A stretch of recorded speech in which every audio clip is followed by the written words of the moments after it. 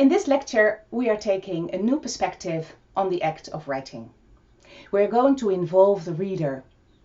In building your paper, the relation with your intended reader will turn out to be very important. Your real or imaginary reader can give you a lot of information about the content and the logical structure of what you're about to put down into words. To explore this, I want you to imagine yourself in the shoes or the skin of a reader for a minute. Imagine you're looking at a newspaper item with this heading. Now, if this topic is of any interest for you, you will probably experience some questions popping up in your mind related to this news item. Think for a few seconds. What questions come to mind looking at this heading?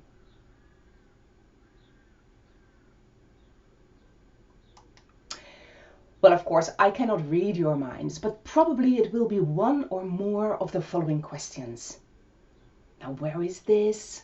Or who made the plan? Or have they already started? Or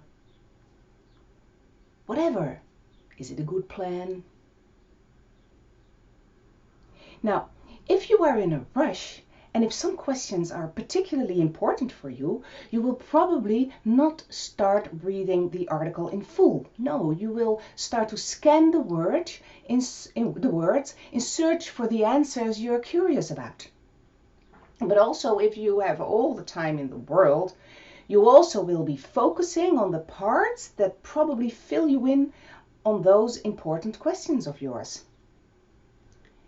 Now, this is important. From the perspective of the reader, reading apparently does not primarily means consuming the content that the author offers me. No, not at all. Much more often it means searching for answers to questions. Now, is this annoying for the author? Again, no. It's very helpful, a powerful tool, as you will discover. And I'm sure you will recognize this for your own reading strategy. Did you ever read a scientific article in full, starting with the very first word, reading it like a whodunit, ending up with the shocking or surprising results and details? Well, I'm sure you did not ever do this. You just went for the most important answers you were looking for. So probably you started reading the abstract, perhaps scan the introduction or skip it. And then you just went on searching for specific issues you were interested in, like the methods. How credible will the results be? Or the results itself, what are the major findings? What's the picture that emerges from the results? Or just go even straight to the discussion to search for limitations or comparison with what we already know. So, if reading is searching for answers, then writing may be simply answering specific questions. And that's where readers' questions come in to support you in your writing process. And indeed, the viewpoint of a text as a set of answers to a list of questions is a very reader-focused one and can help you tremendously in the design of your paper.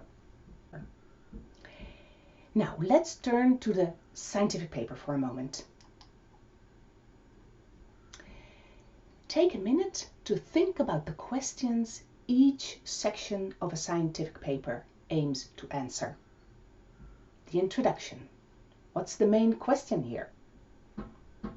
The methods. The results. The discussion. Now I'm talking about overall questions here. Simple and plain.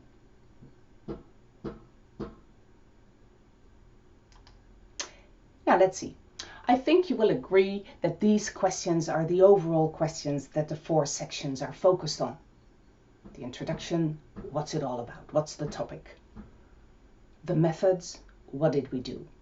Results, what did we find? And discussion, what does it all mean? Easy, right? Now let's dig a bit deeper. What more specific questions may be addressed in each section? For this, I want to ask you to pause the video for a few minutes and try to identify some more specific questions that may be addressed in these 4 sections.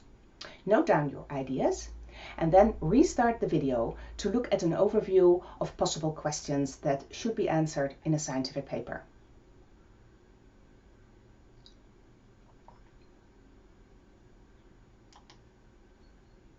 So, here it is.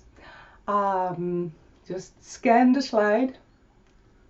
And I'm sure you will recognize several questions you came up with yourself.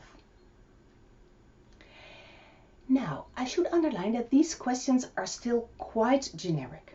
For your specific paper, more specific sub-questions will be required. And this is a major task for the writer. Identify the important specific questions you need to answer in your paper. But we will go into that later on and also make several exercises on that topic. For now, it is important to realize that writing can be viewed as answering questions, which will turn out to be a powerful tool in reader-focused writing. Oh well, but I think I've talked enough. The proof is in the pudding.